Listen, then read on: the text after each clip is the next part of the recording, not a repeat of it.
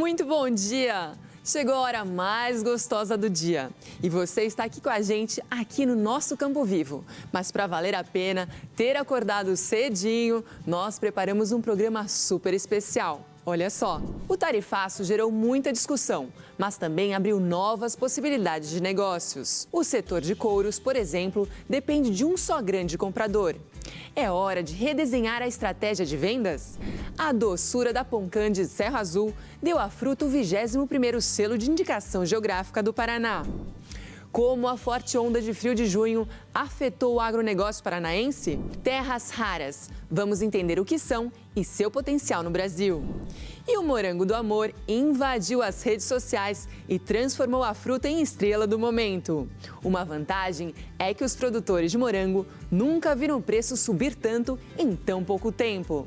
E você, sabe como os cavalos atletas são preparados e tratados? Nós vamos te mostrar. É isso, pessoal. Tem notícia por aqui para todo gosto no nosso Campo Vivo. Então, se acomode por aí, porque o nosso programa já começou.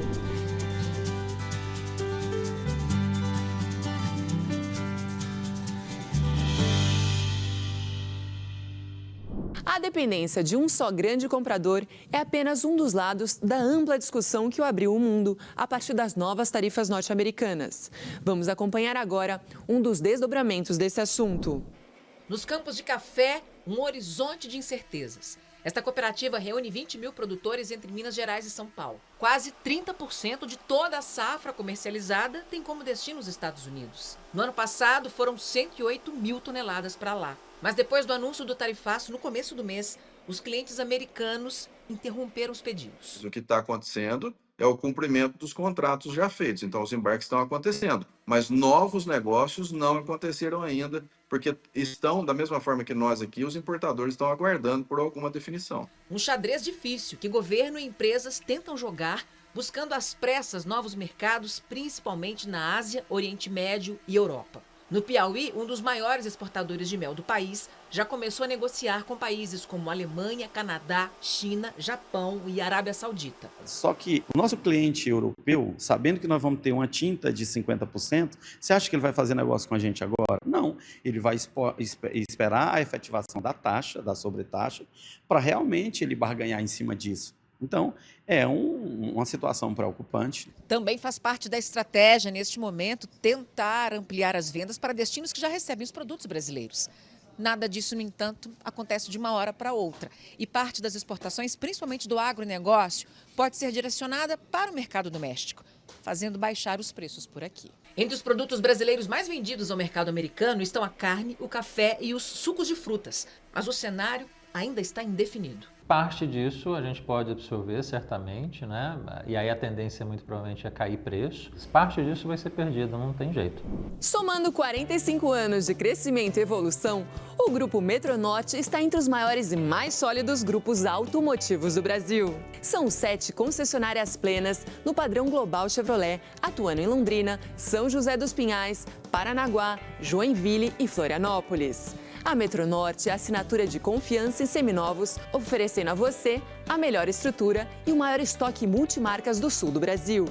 São mais de 1.000 colaboradores integrados na mesma busca pela máxima qualidade no atendimento e nos serviços. Ano após ano, a certificação Chevrolet Nível A é referência da busca contínua pela excelência no atendimento e nos serviços. Pronto para o futuro? O Grupo Metronorte acompanha a evolução Chevrolet para estar sempre com você em todos os caminhos. Nós já falamos aqui no Campo Vivo que a Coreia do Sul é nosso mais novo cliente de couros e outras peles.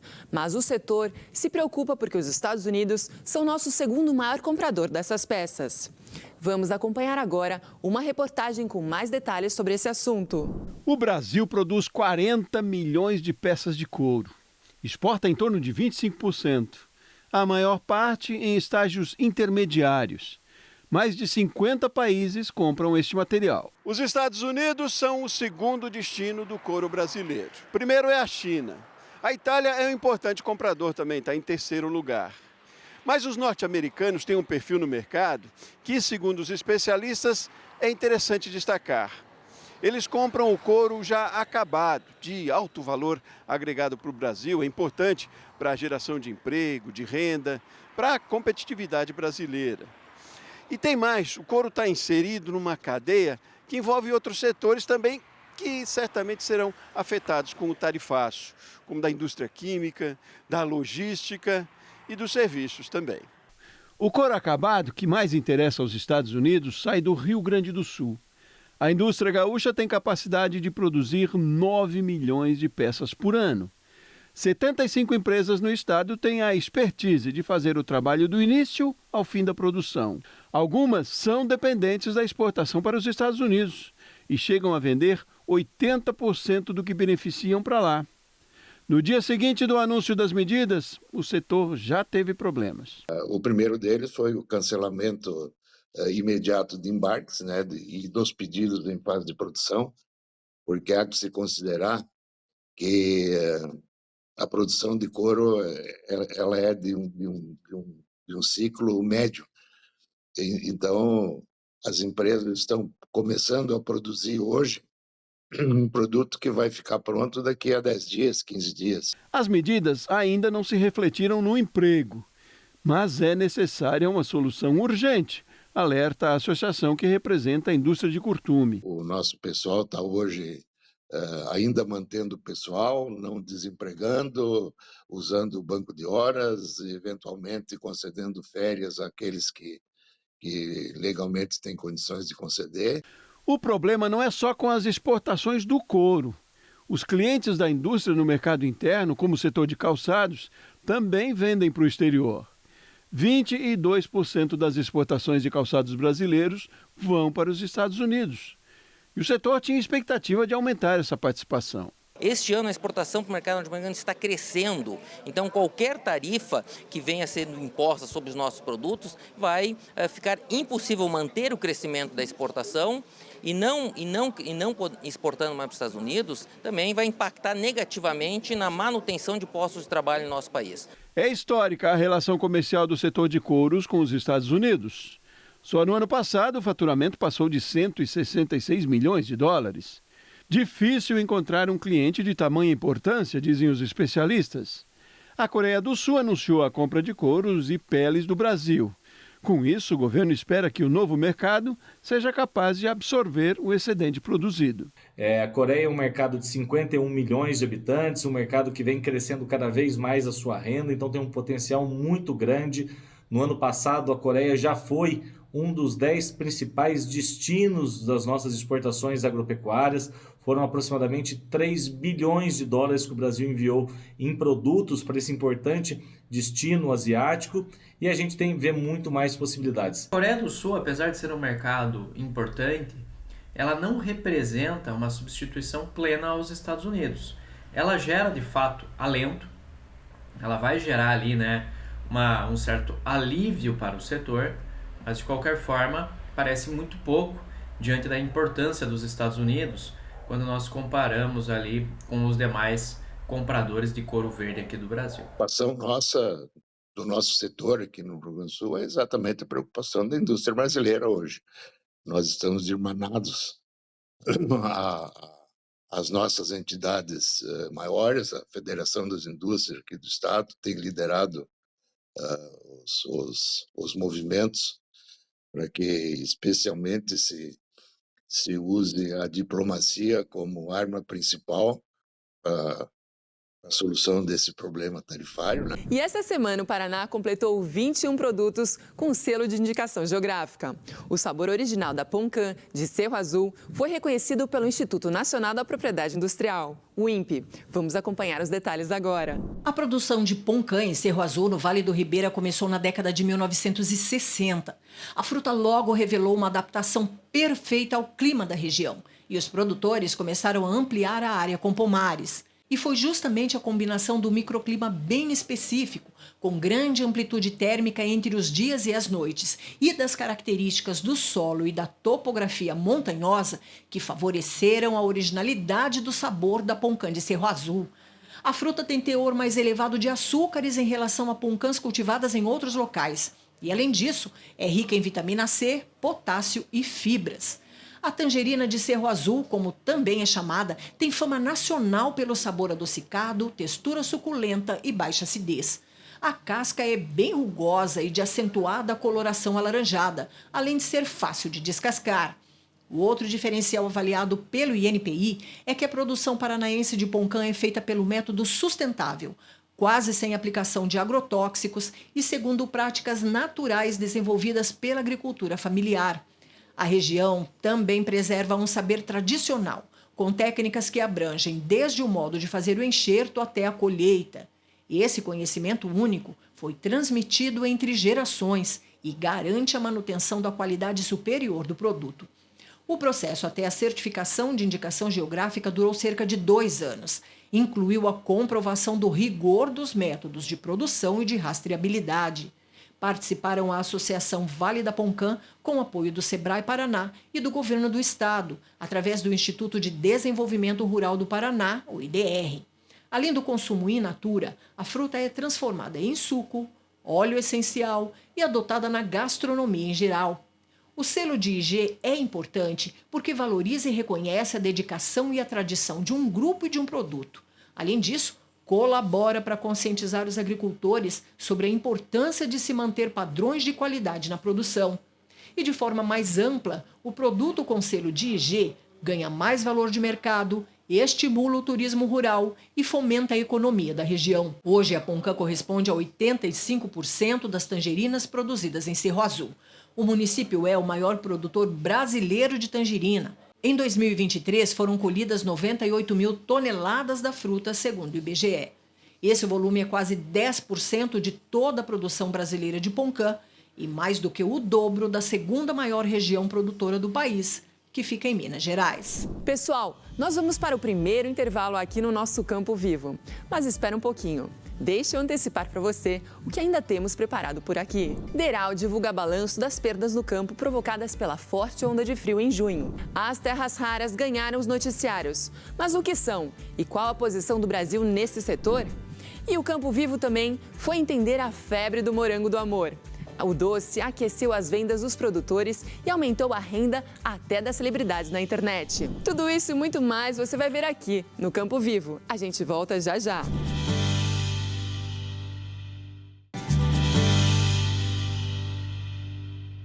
E o Campo Vivo está de volta.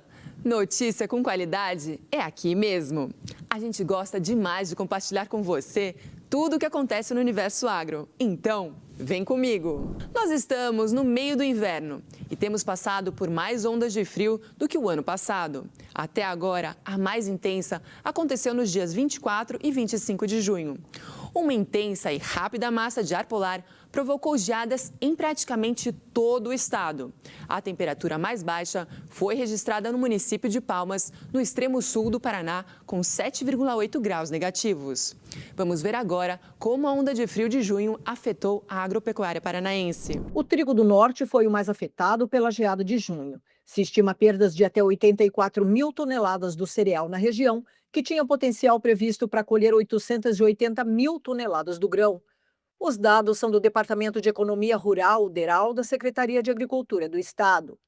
O trigo semeado fora da janela de zoneamento oficialmente recomendada também pode registrar perdas. Ao todo, o Paraná semeou 833 mil hectares com trigo. Após a onda de frio, a expectativa de colheita foi reduzida para 2 milhões e 700 mil toneladas. Já o milho de segunda safra surpreendeu. A expectativa neste momento é que sejam produzidos mais de 17 milhões de toneladas. Esse é o maior volume da história já produzido na segunda safra. Neste momento a gente tem uma colheita já atingindo quase 70%. E à medida que evoluiu a colheita, os impactos que tiveram de clima foram suavizados com as áreas que não foram influenciadas, que tiveram uma produção bastante acima do que era esperado inicialmente. E com isso compensou as perdas que a gente teve, por exemplo, com o fenômeno da geada, com o fenômeno de uma falta de chuvas no início das lavouras e, em menor grau, com as pragas. E outra riqueza que também tem a ver com o mar são as terras raras do Brasil. Terras raras são elementos presentes na natureza que se transformam em uma espécie de tesouro da nova era tecnológica. Você vai ver agora o potencial desse setor e os desafios que o Brasil enfrenta para se destacar no mercado mundial. O nome já é motivo para despertar curiosidade, atenção, terras raras. São chamadas assim porque reúnem 17 elementos químicos considerados uma riqueza com potencial de impulsionar a indústria de alta tecnologia, o que inclui carros elétricos, turbinas eólicas, equipamentos militares, chips e smartphones. O interessante é que essa matéria-prima existe em vários países, mas o Brasil tem a segunda maior concentração de terras raras do mundo, só perdendo mesmo para a China. Elas recebem esse nome porque o processo para extrair e isolar os elementos de outros minérios custa caro, é trabalhoso e muito perigoso. Grande parte dessas reservas de terras raras está espalhada em vários estados, mas a maior concentração está no fundo do mar. E é justamente essa matéria-prima que fascina e atrai olhares internacionais como o dos Estados Unidos. Ela fica a 1.200 quilômetros da costa do Rio Grande do Sul. É maior do que a Espanha. A área submersa há cerca de 40 milhões de anos é reivindicada pelo Brasil como parte de sua plataforma continental desde 2018, junto à ONU. Existe um passivo ambiental muito grande juntamente a essa extração, sendo que alguma parte dele possui radioatividade. Então a gente não sabe se retraindo essas rochas do fundo do mar pode acontecer qualquer coisa ao equilíbrio biológico e físico do mar. Pesquisadores da Universidade de São Paulo já sabem que o material também tem potencial farmacêutico enorme. Segundo o geofísico Luigi Giovanni, estudos indicam que substâncias podem ser usadas em tratamentos contra câncer e Alzheimer. Do fundo do mar, a mais de 700 metros de profundidade, o professor trouxe essa rochinha aqui, ó. Ela se formou em 1 milhão de anos e é uma bomba de energia. Porque tem uma concentração de íons raros, altamente energéticos, grandíssima. Que não existe rocha no continente com essa concentração de íons metálicos iguais. Para os especialistas, diante de tanta riqueza e cobiça, o Brasil precisa agir rápido. O Brasil não pode ser uma colônia de matéria-primas para beneficiamento, para mandar matéria-prima para fora. Os impactos ambientais gerados por essa extração ainda têm que ser muito bem estudados, têm que ser muito bem verificados, e a gente tem que desenvolver tecnologia. E chegou a hora de mais um rápido intervalo aqui no Campo Vivo. Mas antes, eu te adianto o que temos no próximo bloco. O morango do amor agitou a internet, gerou uma procura enorme pela fruta e aqueceu as vendas fora da época.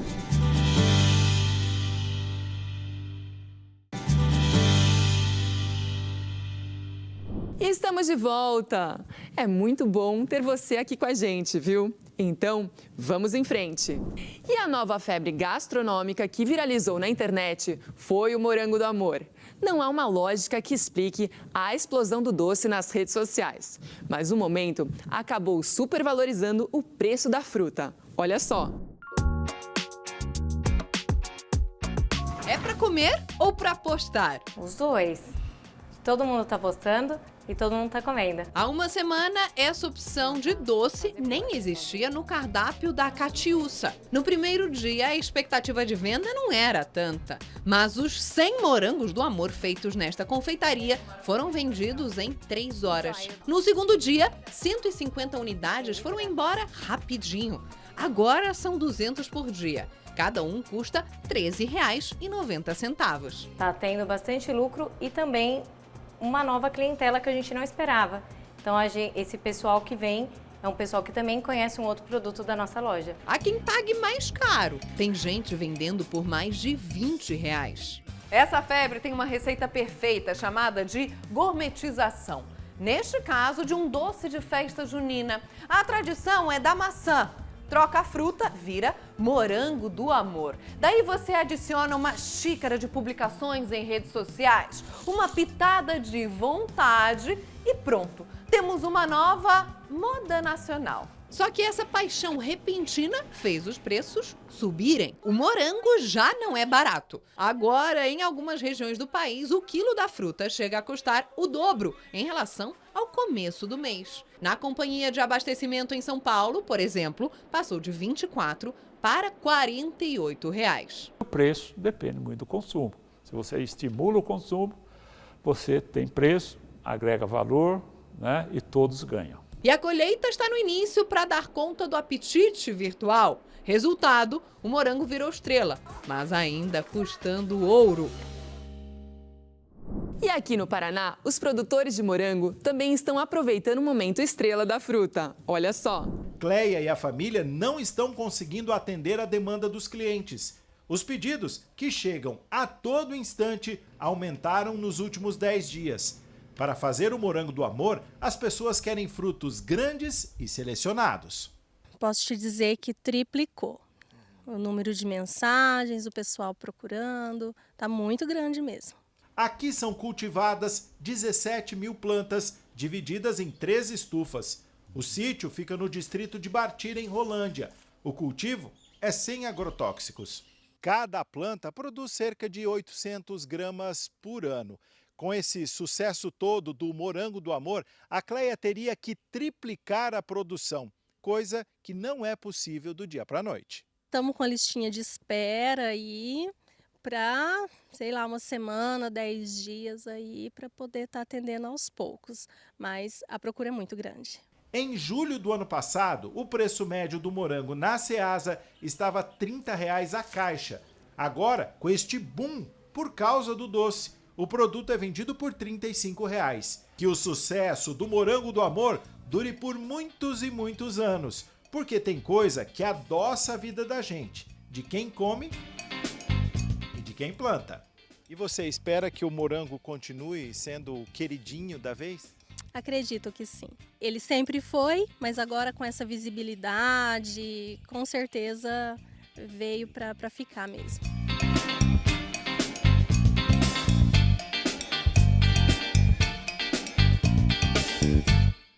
E o doce também está aumentando a visibilidade de influencers nas redes sociais, engordando o caixa deles. Dá só uma olhada.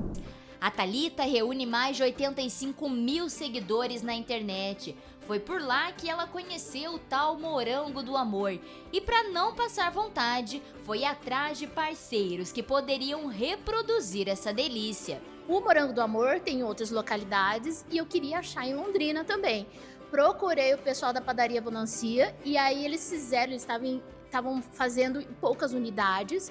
Trouxe, filmei, postei, o negócio viralizou e aí o pessoal acabou entrando em contato para trazer os morangos do amor deles. Mas se engana quem pensa que o processo é tão delicioso quanto o doce.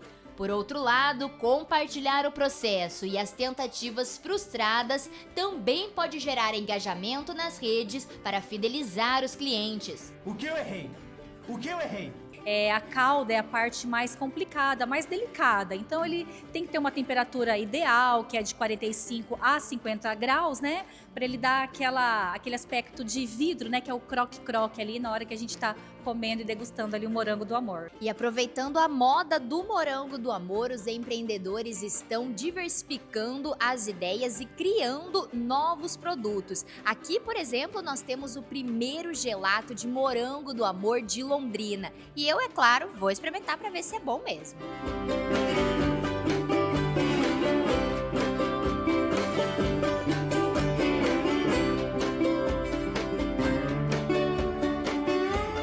Vendo que o morango do amor já estourou, né, ficou hypado aí nas redes sociais, a gente já quis trazer ele em formato de gelato, tá? Com essa falta já do morango na indústria, a gente já tá sem a matéria ali para produzir, na verdade, o gelato, né?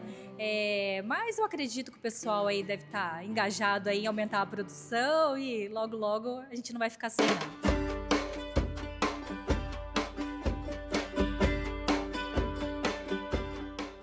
E depois do morango do amor, Qual será a nova trend que vai agitar a internet?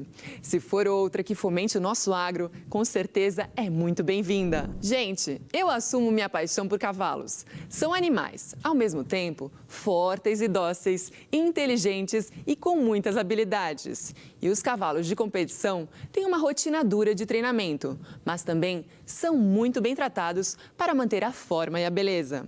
Vamos ver agora como se planeja a performance desses atletas. O sol nem bem apareceu e já tem estrelas se preparando para brilhar. Esses aí são o Candidato e a Teteia, as duas grandes apostas do rancho. Casco lixado, escova no pelo, crina toda trançada. É o visual alinhado para encarar mais uma maratona de treinos, de cabeça às patas. Geralmente, a gente trabalha animal ferrado, com ferrageamento. E vai depender do animal qual tipo de ferrageamento que ele vai ser usado. Se vai ser ferradura de ferro ou alumínio. E eles estão no ritmo intenso de preparação. 3 vezes por semana, com foco total na Copa de Marcha e Exposição do mês que vem. Você coloca normalmente 10, 15 animais dentro de uma bateria e o juiz analisa a qualidade, o cômodo e o andamento do animal.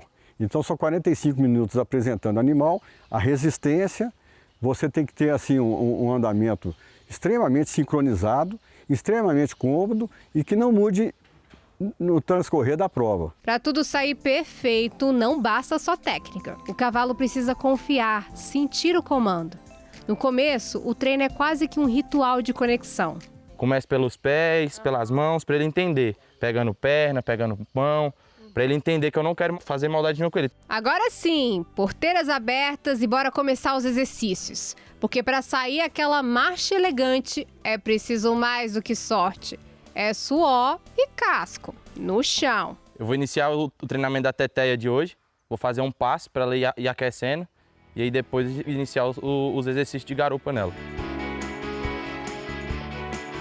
No ciclo, andando para frente, tirando a garupa dela. Aqui já é costela.